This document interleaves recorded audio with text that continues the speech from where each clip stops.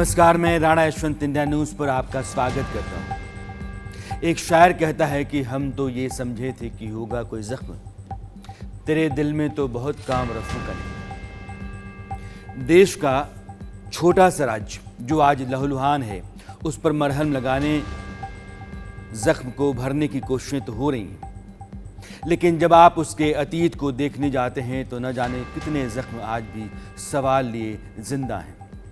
इस राज्य का इतिहास कहता है कि एक महाराजा हुआ करते थे जिनका नाम था पानहेइबा और राज्य का नाम था कांगलेइपाक।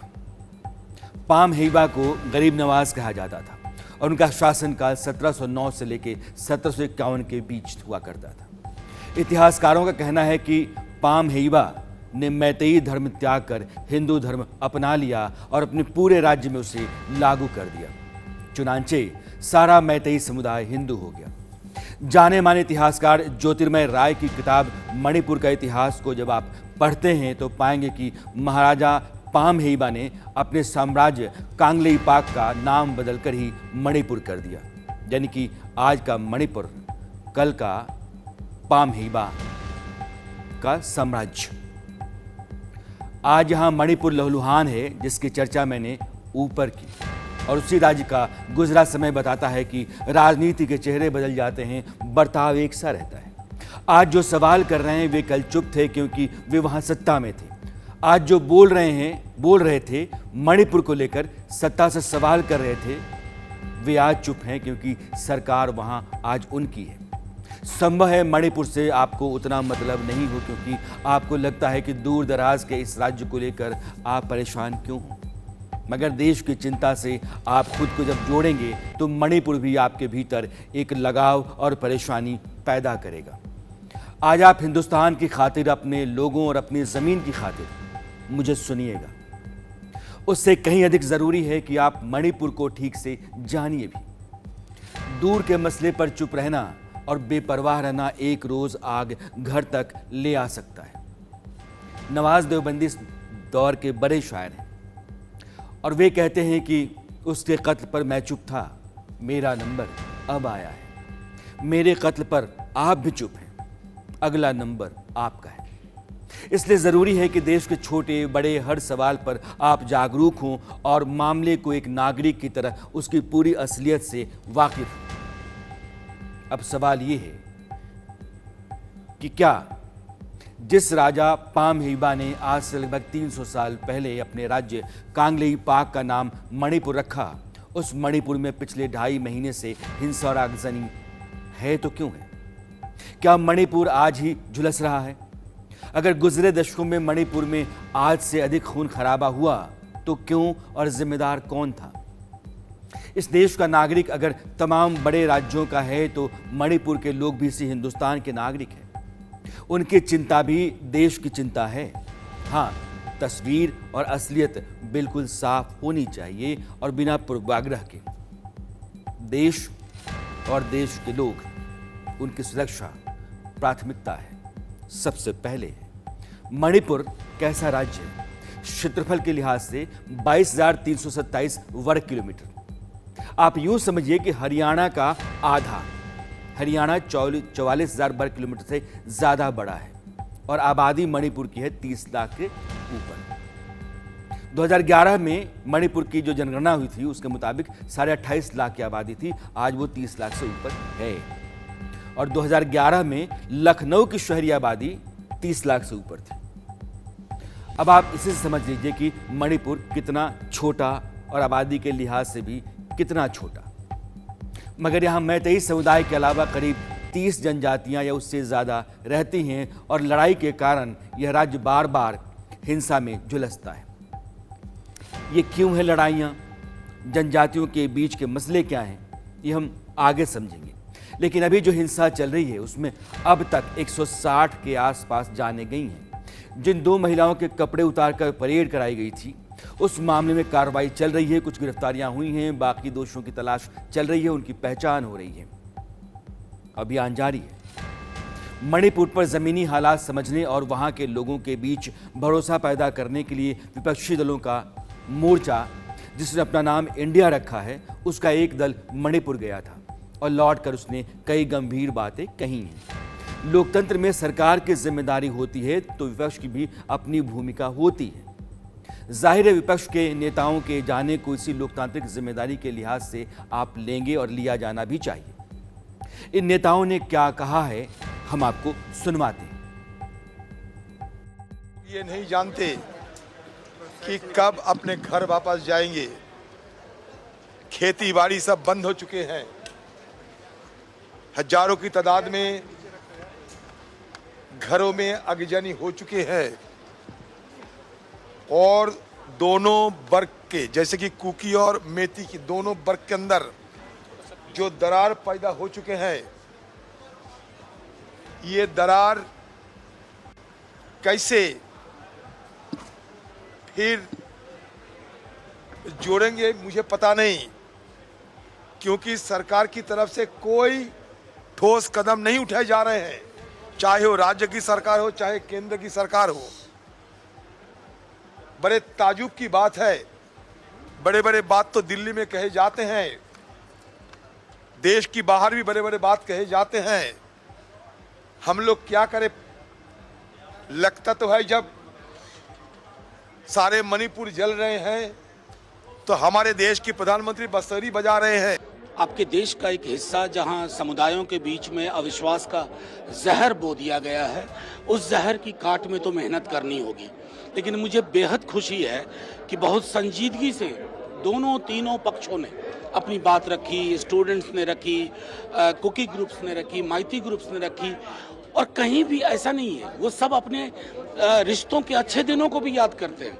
अभी भी कितने माइतियों ने कुकी की रक्षा की, कितने कुकी समुदाय के लोगों ने माइती की रक्षा की। ये हमारी सरकार के लिए आधार होना चाहिए।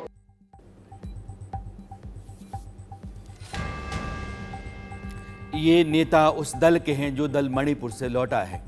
अधीर रंजन चौधरी कह रहे हैं कि वहां दोनों गुटों के बीच में दो फाड़ हैं, दुश्मनी है और खाई इतनी बढ़ गई है कि उसको कब और कैसे पाटा जाएगा यह उम्मीद फिलहाल दिख नहीं रही है।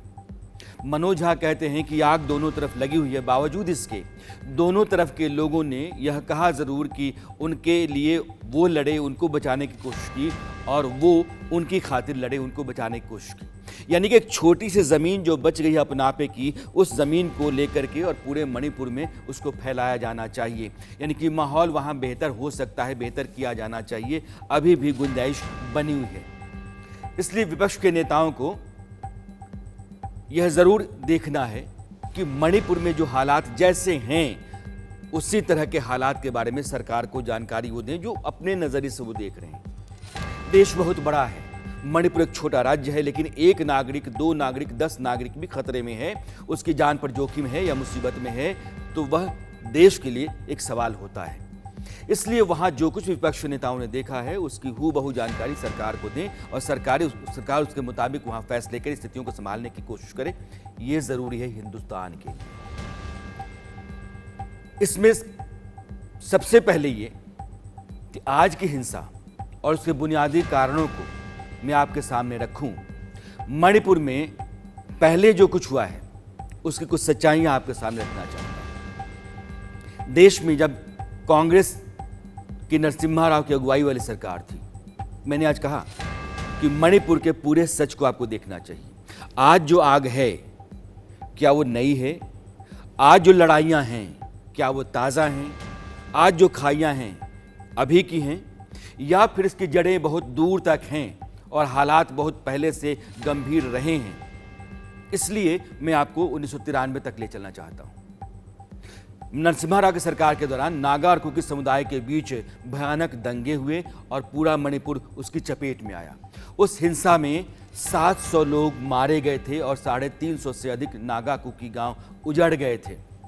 वह खून खराबा दिसंबर के महीने तक चलता रहा और 8 महीने यानी कि हालात इतने भयानक थे कि नरसिंह राव सरकार को राष्ट्रपति शासन लगाना पड़ा, जबकि वहां कांग्रेस की सरकार थी। 1993 की वह हिंसा किसी न किसी रूप में 1998 तक चलती रही। कुकी और नागा दोनों ही ईसाई समुदाय के हैं। इनके बीच असुरक्षा के चलते टकराव शुरू हुआ था। स्थानीय नागा इस बात से नाराज थे कि कुकी समुदाय के लोग उनकी जमीन पर कब्जा कर रहे हैं। आज भी कुकियों के चलते ही और जमीन पर कब्जा के चलते ही लड़ाई है। इस लड़ाई को मैं आगे समझाऊंगा, लेकिन 1993 में भी कुकी समुदाय के लोग जमीन पर कब्जा कर रहे हैं, यह बात नागाओं को नागवार गुजर रही थी और लड़ाई वहां से शुरू हुई। वो इतनी भयानक थी कि शरणार्थियों को एक जगह से दूसरी जगह ले जाना बहुत मुश्किल हो रहा था। कारण ये था कि जिस रास्ते से उन्हें लेकर गुजरना था वो पूरी तरीके से उग्रवादी इलाका माना जा रहा था। सड़क का एक हिस्सा एक तरफ national socialist council of Nagaland तो दूसरी तरफ बर्मा के कुकी नेशनल आर्मी के विद्रोहियों के नियंत्रण में था। उस भीषण जातीय संघर्ष में मणिपुर में को विद्रोहियों के खेल के मैदान के तौर पर तब्दील कर दिया था। 5 पहाड़ी जिलों का शायद ही कोई गांव इससे छूता रह पाया था, लेकिन ना तो उस वक्त सोशल मीडिया का जमाना था आज की तरह, और ना ही मीडिया पूर्वोत्तर को लेकर के इतना तेज था, इतना सक्रिय था। इसलिए दूर दराज के लोगों तक यह बात नहीं पहुंच रही थी। और 1993 में मणिपुर में अब तक का जो सबसे भयानक खून खराबा हुआ उसकी चर्चा आज नहीं होती है, होनी चाहिए। साल 1997 और 98 उस समय भी कुकी और पाइते इन दोनों के बीच में संघर्ष हुआ। पाइते भी मणिपुर की एक जनजाति है। जून 1997 से लेकर के सितंबर 1998 के बीच करीब 15 महीने के इस संघर्ष में 50 से अधिक गांव बर्बाद हो गए। 13,000 लोग विस्थापित हो गए थे।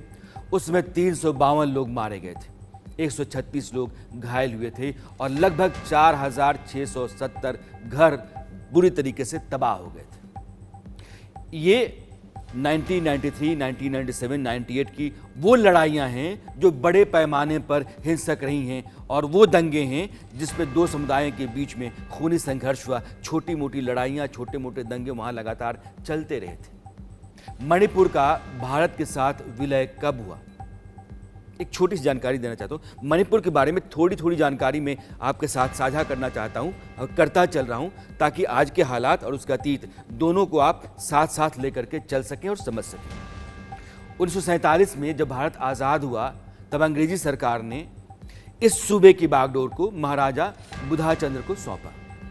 2 साल बाद ही यानी कि 21 सितंबर को मणिपुर के महाराजा ने 1949 शिलोंग में मणिपुर के भारत में विलय के दस्तावेज पर दस्तखत कर दिए और इस तरीके से 15 अक्टूबर 1949 को मणिपुर भारत का अभिन्न हिस्सा बन गया, जिसकी घोषणा मेजर जनरल अमर रावल ने की थी जो भारतीय सेना के थे। कुछ सालों बाद ही 1955 में महाराजा बुधाचंद्र की मृत्यु हो गई। खैर, अब मणिपुर स्वतंत्र भारत का हिस्सा बन चुका था। वहां चुनाव हुए और सरकार भी बनी। 1956 से लेकर के 1972 तक मणिपुर केंद्र शासित प्रदेश रहा और बाद में 21 जनवरी 1972 को एक अलग राज्य का दर्जा उसको दिया गया। आज मणिपुर भारत के राज्यों में से एक है। पिछले 2.5 महीने से वहां या उससे अधिक समय से हिंसा चल रही और इसमें 160 लोगों की जान जा चुकी है। सैकड़ों घर तबाह हो चुके हैं, जल चुके हैं, राख हो चुके हैं। संपत्ति का बेहिसाब नुकसान हो चुका है। सवाल ये है कि मणिपुर में हिंसा भड़की क्यों और थम क्यों नहीं रही। मैतेई और कुकी समुदाय हैं क्या, उनके बीच खूनी संघर्ष चल क्यों रहा है। इसे समझने के लिए मैं आपको भौगोलिक स्थिति जो मणिपुर की है उससे थोड़ा वाकिफ कराना चाहता हूं। कुछ पीछे लेकर के आपको चल रहा हूं। मणिपुर की जो राजधानी है इम्फाल, आप उसको बिल्कुल राज्य के बीचों बीच समझिए। घाटी है, चारों तरफ पहाड़ियां हैं। आप यूं मान लीजिए कि इम्फाल फुटबॉल का एक मैदान है और चारों तरफ जो स्टैंड होते हैं उसी तरीके से पहाड़ियां हैं। अगर आप इलाके के लिहाज से देखेंगे तो यह पूरे प्रदेश का जो इम्फाल है, घाटी जो पूरा है, वो 10% है।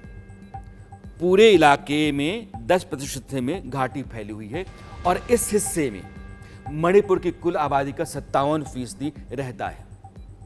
बाकी जो 43% आबादी है वो 90% हिस्से पर रहती है जो पहाड़ी इलाका है। इम्फाल घाटी वाले इलाके में मैतेई समुदाय की आबादी ज़्यादा है और ये ज़्यादातर हिंदू हैं। मणिपुर की कुल आबादी में इनकी हिस्सेदारी लगभग 53% की है। अगर विधानसभा के लिहाज से आपको मैं बताऊं तो राज्य की जो 60 विधानसभा सीटें हैं उसमें से 40 पर मैतेई विधायक जीते हुए हैं या उम्मीदवार जीते हुए हैं और 20 गैर मैतेई हैं। यानी कि 60 विधानसभा में 40 विधायक मैतेई समुदाय के हैं। जैसा मैंने आपको बताया कि मैतेई समुदाय के लोग मणिपुर की कुल आबादी में 53% हैं और ज़्यादातर इम्फाल घाटी में ठीक वैसे ही पहाड़ी इलाकों में 37% मान्यता प्राप्त जनजातियों के लोग रहते हैं। इनमें नागा कुकी जनजातियां प्रमुख रूप से हैं। ये दोनों जनजातियां मूलतः ईसाई हैं। इसके अलावा मणिपुर में 8% आबादी मुस्लिम और सनमही समुदाय की है। ये आबादी के लिहाज से मैंने आपको मणिपुर को समझाया। भारत का संविधान अगर आप देखेंगे तो संविधान में एक आर्टिकल आता है, आर्टिकल 371C। इसके तहत मणिपुर की पहाड़ी जनजातियों को विशेष दर्जा दिया गया है, उनको विशेष सुविधाएं मिली हुई हैं। यह दर्जा, यह सुविधाएं मैतेई समुदाय को नहीं है क्योंकि वो आदिवासी नहीं है, यानी कि वो स्पेशली प्रोटेक्टेड ट्राइब्स में नहीं आती है, बाकी जनजातियां आती हैं। लैंड रिफॉर्म एक्ट जो मणिपुर का है उसके चलते या वो कहता है कि मैतेई समुदाय पहाड़ी इलाकों में ज़मीन खरीदकर बस नहीं सकता है, लेकिन जनजातियां जो पहाड़ों पर रहती हैं वो घाटी में आकर ज़मीन खरीद सकती हैं। जो 33 जनजातियां हैं वे पहाड़ी इलाके से घाटी में आकर बसने पर कोई रोक उनके लिए नहीं है। यह एक बड़ा कारण है दोनों समुदायों में टकराव का, क्योंकि मैतेई की आबादी बढ़ रही है और वो बाहर नहीं जा पा रहे हैं क्योंकि बाकी जो ट्राइब्स 32-33 हैं उनके इलाकों और उनकी जो जातीय पहचान है उसको बचाए बनाए रखने के लिए कानून में या संविधान में जो प्रावधान है उसने उनको बांध रखा है। अब ये समझिए कि हिंसा शुरू कब और कहां से हुई। मणिपुर की राजधानी इम्फाल के दक्षिण में लगभग 63 किलोमीटर दूर पे एक जिला है चुराचंदपुर। यह मणिपुर का सबसे बड़ा जिला भी माना जाता है। इस जिले में कुकी आदिवासी ज्यादा हैं। जाहिर है इम्फाल घाटी से बाहर मैतेई आपको कम मिलेंगे क्योंकि बाहर बसने के लिए ज़मीन उनको खरीदनी होगी और उसका अधिकार उनके पास नहीं है, इसलिए वो घाटी में ही हैं। बाहर मैतेई अगर आपको मिलेंगे तो बहुत कम मिलेंगे और दूसरों की ज़मीन पर वो बसे हुए होंगे। गवर्नमेंट लैंड सर्वे के विरोध में 28 अप्रैल को इस साल the indigenous tribal leaders forum ने चुराचंदपुर में 8 घंटे के बंद का ऐलान किया था। देखते ही देखते इस बंद ने हिंसक रूप अख्तियार कर लिया। उसी रात तुइबोंग एरिया में उपद्रवियों ने वन विभाग के ऑफिस में आग लगा दी। 27-28 अप्रैल की जो हिंसा थी उसमें मुख्य रूप से पुलिस और कुकी आदिवासी आमने सामने थे। इसके ठीक 5वें दिन यानी कि 3 मई को all tribal students union of Manipur ने आदिवासी एकता मार्च निकाला। ये मैतेई समुदाय को एसटी का दर्जा देने के विरोध में था, क्योंकि मैतेई समुदाय एसटी का दर्जा मांग रहा है। उसकी बात चल रही है, कहाँ तक पहुंची आगे मैं बताऊंगा, लेकिन दर्जा मांगने के चलते ही विरोध हो रहा है कि ये लोग कैसे एसटी बन सकते हैं। स्थिति काफी बिगड़ गई। आदिवासियों के इस प्रदर्शन के विरोध में मैतेई समुदाय के लोग खड़े हो गए। यहां से लड़ाई ज्यादा खूनी होने लगी। मैतेई समुदाय जो आदिवासी होने के लिए अपनी मांग रहा है और बाकी आदिवासी समुदाय जिसकी अगुवाई कुकी कर रहे हैं वो कहते हैं इनको नहीं दिया जाना चाहिए। यहां से मामला बढ़ा क्योंकि मैतेई भी अब सामने आ गए। अब लड़ाई के 3 पक्ष हुए। एक तरफ मैतेई समुदाय के लोग, दूसरी तरफ कुकी और नागा, क्योंकि नागाओं को भी मंजूर नहीं कि मैतेइयों को आप आदिवासी बनाइए। देखते ही देखते समूचा मणिपुर हिंसा की आग में जलने लगा। जिस रोज all tribal students union of Manipur ने एकता मार्च निकाला उसके अगले दिन यानी कि 4 मई को चुराचंदपुर में मुख्यमंत्री बीरेंद्र सिंह की एक रैली होने वाली थी। तैयारी पूरी हो चुकी थी, लेकिन रात में उपद्रवियों ने टेंट और कार्यक्रम की जगह पर आग लगा दी, उसको तहस नहस कर दिया। मुख्यमंत्री का कार्यक्रम स्थगित हो गया। उस वक्त से आज तक अब तक इस हिंसा के चलते जाने जाती रही हैं। पिछले कुछ दिनों से इस पर काबू जरूर है, इसमें कोई दो राय नहीं है, और 3000 से ज्यादा लोग घायल अब तक बताए जा रहे हैं। तो मणिपुर की जो आज की स्थिति है, मैं आपको हिंसा की वजहों को तरतीबवार बताऊं कि क्या क्या है। उससे पहले कुछ चीजें मैंने आपको बताई। अब मैं चाहता हूं कि जो सरकार कह रही है कि उसने हालात संभालने के लिए इंतजाम करने में देरी नहीं की, बल्कि हिंसा जैसे ही फैली पसरी उसने जरूरी बंदोबस्त करने शुरू कर दिए थे, सरकार के उस पक्ष को भी आपके सामने रखा जाए। केंद्र सरकार का कहना यह है कि 3 मई को मणिपुर के यानी कि 27-28 की रात को पुलिस चौकी पर हिंसा की हुई, आग लगाई गई। उसके बाद 3 मई को हिंसा भड़की। सरकार का कहना है कि 3 मई को ही मणिपुर के आला अधिकारियों से बात की गई और सीएपीएफ की जो टुकड़ी मौजूद थी उसको तैनात किया गया। इसके बाद अतिरिक्त सुरक्षा बल मुहैया कराए गए। इसके तहत सीएपीएफ की 124 कंपनियां और सेना असम राइफल्स की 184 टुकड़ियां उतारी गईं। सरकार के मुताबिक हेलीकॉप्टर और ड्रोन भी तुरंत तैनात कर दिए गए ताकि इलाके पर नजर रखी जा सके। कुलदीप सिंह जो रिटायर्ड आईपीएस हैं, उनको मणिपुर सरकार का सुरक्षा सलाहकार बनाया गया और आईपीएस विनीत जोशी को 7 मई को मुख्य सचिव नियुक्त किया गया। सरकार इस तरीके से मणिपुर को लेकर के लगातार अपने प्रयास करती रही और वहां हालात संभालने की कोशिश करती रही। इसके साथ साथ खाने पीने की जो जरूरी चीजें हैं उनकी सप्लाई भी सुनिश्चित की गई। सरकार का कहना है कि उसने शुरू से ही एहतियाती बंदोबस्त किए, मगर विपक्ष सवाल करता है कि फिर हालात बिगड़ते क्यों चले गए। सरकार और बीजेपी पलटकर विपक्ष से एक सवाल करती है। सुनिए सवाल।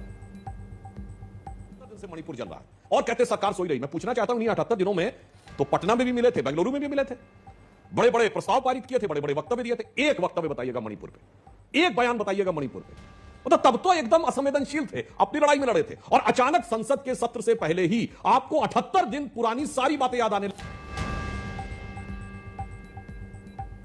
बीजेपी का कहना यह है कि पटना में और बेंगलुरु में विपक्ष मिलकर के लगातार अपने आप को लामबंद करने की कोशिश करता रहा। इन दोनों बैठकों में मणिपुर की चिंता नहीं आई और जब संसद का सत्र शुरू होने लगा तो अचानक जो है मणिपुर की याद आ गई। यह दो मुहापन है। विपक्ष को भी इसका सही जवाब देना चाहिए। लोकतंत्र में सवाल करना और उसका सही जवाब देना दोनों जिम्मेदारियां होती हैं। राजनीति में अपना अपना पक्ष और सवाल होते हैं, मगर जनता की कीमत पर ना तो राजनीति चलनी चाहिए और ना ही सत्ता को अपना बचाव करना चाहिए। अब आप ये जानिए कि मणिपुर में हिंसा की वजह क्या रही है। एक तो मैंने बताया आपको, मोटा अंदाजा दिया आपको, समझ में आया भी होगा। अब मैं थोड़ा आगे चलता हूं। मोटे तौर पर हिंसा की 3 वजह हैं। मैतेई ट्राइब यूनियन पिछले कई सालों से मैतेई समुदाय को आदिवासी दर्जा देने की मांग कर रही है। मामला मणिपुर हाई कोर्ट पहुंचा। इस पर सुनवाई करते हुए मणिपुर हाई कोर्ट ने राज्य सरकार से 19 अप्रैल को 10 साल पुरानी केंद्रीय जनजातीय मामलों के मंत्रालय की सिफारिश मांगी। कहा कि कोर्ट के सामने उसको रखा जाए। इस सिफारिश में मैतेई समुदाय को जनजाति का दर्जा देने की बात कही गई है। इस आधार पर कोर्ट ने मैतेई समुदाय को आदिवासी दर्जा देने का आदेश दिया। अब हाई कोर्ट के इस फैसले को सुप्रीम कोर्ट में चुनौती दी गई है। इसकी hearing chief justice DY Chandrachud और जस्टिस पीएन नरसिम्हा और जस्टिस जेबी पारदीवाला की बेंच कर रही है। अब हिंसा का दूसरा कारण, आरक्षण विवाद के बीच मणिपुर सरकार ने अवैध अतिक्रमण के खिलाफ कार्रवाई शुरू की और इसने आग में घी डालने का काम किया, ये माना जा रहा है और कहा भी जा रहा है। मणिपुर सरकार का कहना है कि आदिवासी समुदाय के लोग संरक्षित जंगलों में और सैंक्चुअरीज में गैर कानूनी तरीके से कब्जा कर रहे हैं और अफीम की खेती कर रहे हैं। यह कब्जा हटाने के लिए सरकार मणिपुर फॉरेस्ट रूल 2021 के तहत फॉरेस्ट लैंड पर किसी तरीके से अतिक्रमण को हटाने के लिए एक अभियान चला रही है। दूसरी तरफ आदिवासियों का कहना यह है कि ये उनकी पुश्तैनी जमीन है, उन्होंने अतिक्रमण नहीं किया है, बल्कि सालों से वहां वे रहते आ रहे हैं। सरकार के अभियान के चलते कुकियों में आक्रोश पनपा और फैला। सवाल यह है कि इसकी असलियत क्या है, यह भी सुनिए। मणिपुर में ड्रग्स के कारोबार की फलती फूलती जमीन होता जा रहा पूरा प्रदेश। म्यांमार में बड़ी संख्या में मणिपुर में कुकी आ रहे हैं म्यांमार की तरफ से, वैसे रोहिंग्याज भी आ रहे हैं, मगर जातीय समानता के चलते मणिपुर के कुकी म्यांमार से आ रहे कुकियों को बचाते हैं, उनको रखते हैं, उनके बसने का इंतजाम करते हैं। वे लोग जंगलों पर कब्जा कर रहे हैं और अफीम की खेती कर रहे हैं। कुकी उग्रवादी संगठन म्यांमार से हेरोइन का धंधा करने के लिए एक सीमावर्ती शहर मोरे, उस पर कब्जा करने का प्रयास कर चुका है। म्यांमार का चिन नेशनल आर्मी जो उग्रवादी संगठन है, वो मणिपुर के पहाड़ी जिलों और सीमावर्ती इलाकों में बड़े पैमाने पर अफीम की खेती करता है। ड्रग्स के कारोबार में राजनीतिक रूप से शक्तिशाली लोग शामिल हैं और वे इन्हीं हथियारबंद गिरोह के बूते चुनाव भी जीतते हैं। एक उग्रवादी समूह हथियारों के सहारे कुकी होमलैंड का सपना भी देख रहा है। ऐसे में देश की विपक्षी पार्टियों को यह सब पता नहीं होगा, ऐसा आप मान नहीं सकते। मगर इन मामलों पर उनका कुछ नहीं बोलना चिंता पैदा करता है। अब हिंसा के अगले कारण की तरफ मैं आपको लेकर चलना चाहता हूं। मणिपुर सरकार का जंगल सफाई अभियान, यानी कि सरकारी जमीन पर जो कब्जा है या अफीम की खेती है, उसको हटाने का अभियान आपने सुना। मणिपुर में जारी हिंसा के बीच कुकी विद्रोही संगठनों ने 2008 में केंद्र सरकार के साथ जो समझौता हुआ था उसको तोड़ा है। दरअसल कुकी जनजाति के कई संगठन 2005 से अपनी सेना में या भारतीय सेना के साथ लगातार युद्ध के या टकराव की स्थिति में रहे। जब मनमोहन सिंह की सरकार आई तो उसने 2008 में तकरीबन सभी कुकी विद्रोही संगठनों के साथ एक समझौता किया। उसमें यह था कि केंद्र सरकार विद्रोहियों के खिलाफ सैन्य कार्रवाई रोकेगी। इस समझौते को सस्पेंशन ऑफ ऑपरेशन यानी कि SOO कहा जाता है। इसका मकसद राजनीतिक बातचीत को बढ़ावा देना था। समय समय पर इस एग्रीमेंट की सीमा बढ़ाई जाती रही, मगर इस साल 10 मार्च को मणिपुर की सरकार ने कुकी समुदाय के 2 संगठनों के लिए इस समझौते को रद्द माना या उससे वो पीछे हट गई। ये संगठन है जोमी रिवोल्यूशनरी आर्मी और कुकी नेशनल आर्मी। ये दोनों संगठन हथियारबंद हैं। मणिपुर में जो हिंसा भड़की, इन दोनों ने मौका ताड़ा और वो उसमें कूद गए। ये दोनों म्यांमार से आने वाले कुकियों के बहुत पैरोकार हैं और सरमाएदार हैं। इन लोगों ने सेना और पुलिस पर हमला करना शुरू कर दिया। मतलब ये कि मैतेई समुदाय को जनजाति का दर्जा देने का हाई कोर्ट का आदेश, मणिपुर सरकार का अवैध कब्जा हटाने का अभियान और मणिपुर सरकार का सस्पेंशन ऑफ एक्शन एग्रीमेंट से 2 कुकी समुदायों के लिहाज से पीछे हटना, ये 3 कारण बने मणिपुर में भयानक खून खराबे के और हालात बिगड़ने के। मणिपुर के लोग इस बार की हिंसा से पहले बेहतरीन जिंदगी जी रहे थे, इसमें कोई दो राय नहीं। क्योंकि अमन और खुशहाली की इसी जिंदगी ने, इसी माहौल ने मैरी कॉम, मीराबाई चानू, कुंजी रानी देवी और सरिता देवी जैसी इंटरनेशनल प्लेयर्स दिए। ये सब मणिपुर की हैं। मणिपुर के कई स्टार्स इनका नाम ले सकता हूं। आज क्यों अचानक आग की आंधी चल रही है? पूर्व सेना प्रमुख जनरल नरवणे अगर कहते हैं कि मणिपुर में विद्रोही गुटों को चीन की मदद मिल रही है तो आप इसे खारिज नहीं कर सकते। म्यांमार से देश के अंदर आ रहे कुकियों, रोहिंग्यास को मणिपुर में जगह देना और उनको पनपने देना देश के लिए बड़ा खतरा है। सरकार इसे निपटने के रास्ते जरूर निकाल रही होगी, लेकिन यह ऐसा वक्त है जब मणिपुर को लेकर देश के समूचे दलों को एकजुट होना चाहिए।